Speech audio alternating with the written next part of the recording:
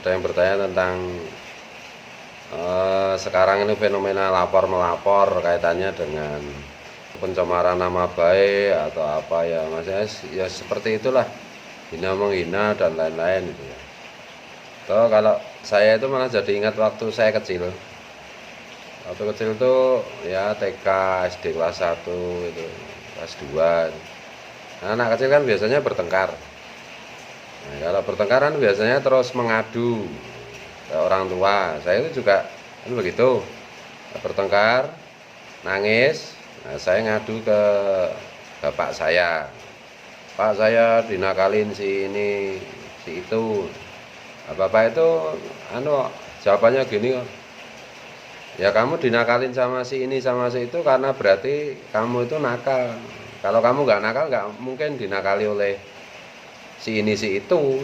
Si ini si itu nakal sama kamu itu artinya kamu nakal sama dia.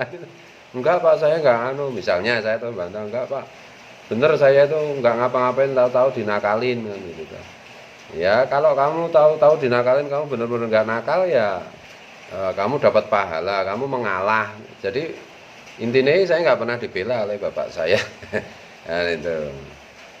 Nanti kalau si Anu atau si itu yang bertengkar dengan saya itu lapor dengan bapaknya, nah itu bapaknya nuruti, gitu. Terus nanti saya dicari, saya dimarah-marahi sama bapaknya itu. Jadi dibela gitu loh teman saya sama bapaknya itu. Bapak saya nggak pernah bela saya, ya, selalu menyalahkan saya. Gitu. Kalau dia benar ya udah ngalah kan gitu jawabannya.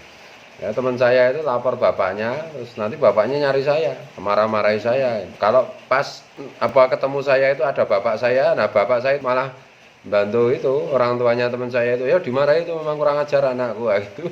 Jadi nggak pernah dibela itu.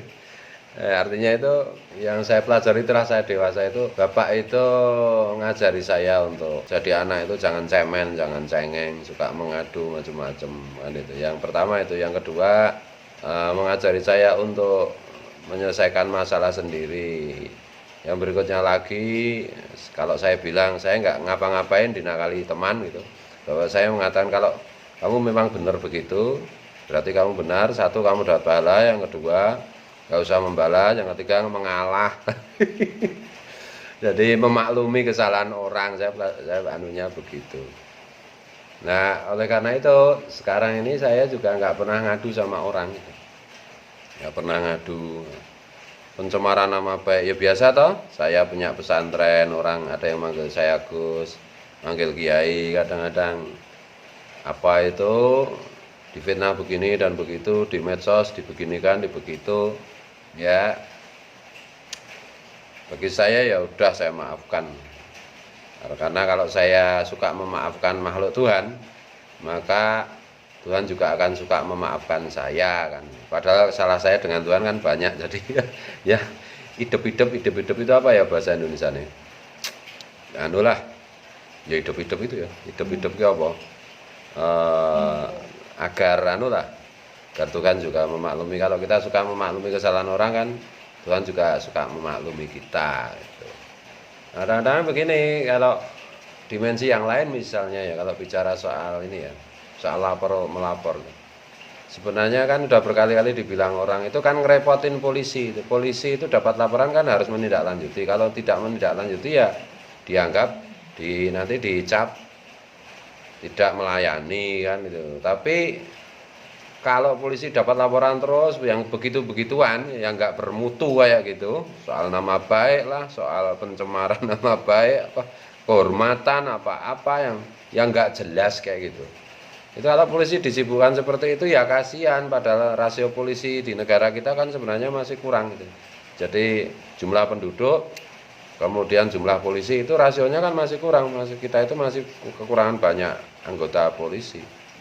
Dan apalagi gitu, yang harus ditangani di negara kita itu kan secara hukum kan banyak banget korupsi misalnya di mana-mana, terus kejahatan masih banyak sekali. Lah kalau polisi disuruh ngurusi orang bertengkar yang nggak ada ujung pangkalnya, yang nggak bermutu, yang tidak ada kaitannya dengan apa itu kehidupan masyarakat umum ya kan, nanti polisi sibuk di situ ya waktu untuk menangani kasus-kasus kejahatan yang benar-benar murni kejahatan kan jadi disita atau dikurangi kan gitu. Apalagi ini ya kaitannya dengan politik, karena misalnya dilaporkan karena tidak satu afiliasi, satu kelompok, itu lebih tidak bermutu lagi kayak begitu.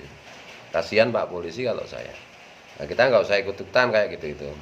Dan korbannya kan banyak tahu sudah, yang masuk penjara banyak.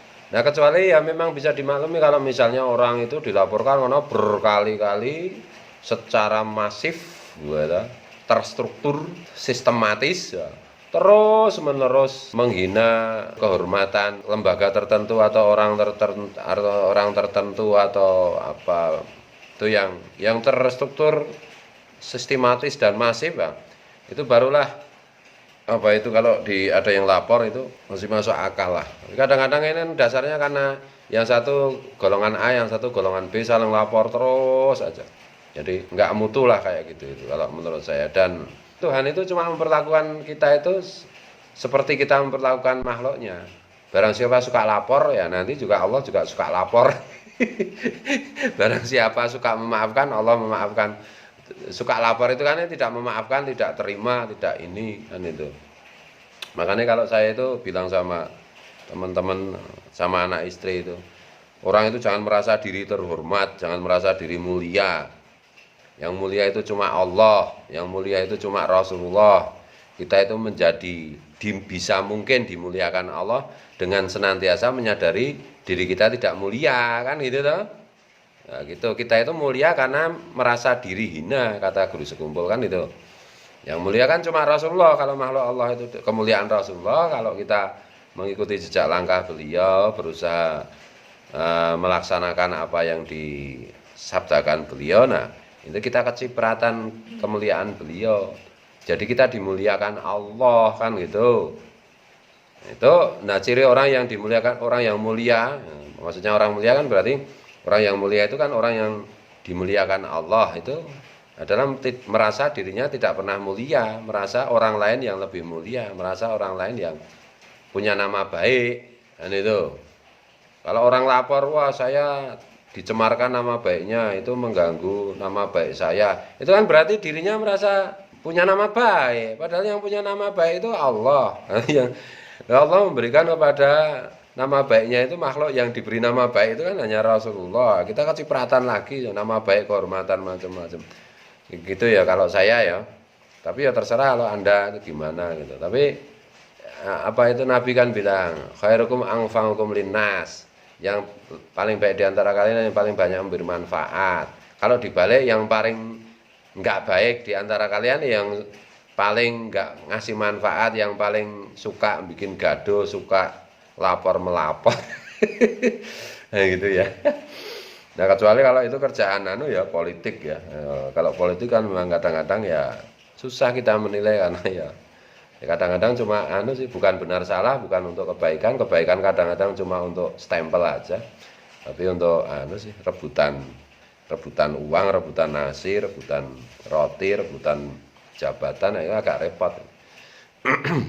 Jadi apa ya?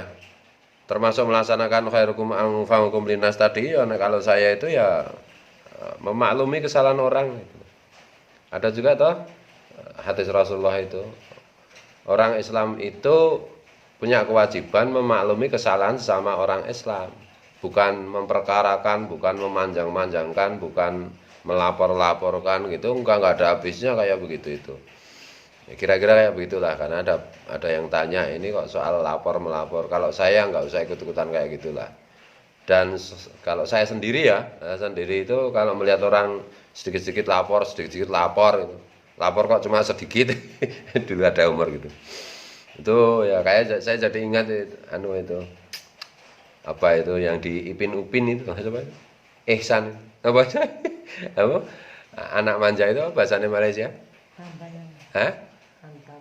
Apa anak manja ini? Ya itulah cemen, cengeng kayak gitu. Orang yang gagah itu ya menurut saya orang yang suka memaklumi kesalahan orang yang suka memaafkan orang, bukan orang yang suka lapor, merasa dirinya mulia, terhormat, disindir sedikit aja tersinggung kayak gitu. Enggak, kalau Anda ya terserah, ini cuma vlog.